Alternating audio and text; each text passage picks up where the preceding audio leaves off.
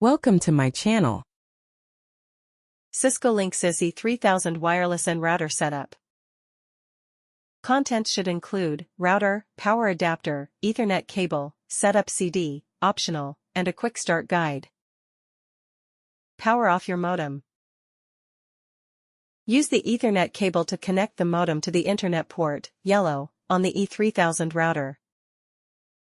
Plug the power adapter into the router and then into a power outlet. Power on your modem and then the router. Wired, connect your PC/laptop to any of the 4 blue LAN ports using an Ethernet cable.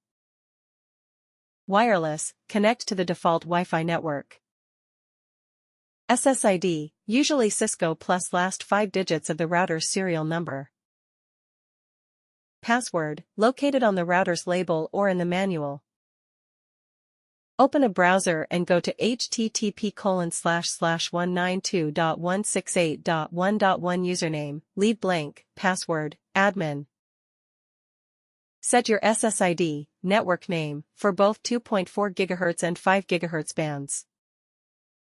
Most ISPs use DHCP, automatic configuration. If yours is different, e.g. PPPoE, enter your ISP credentials.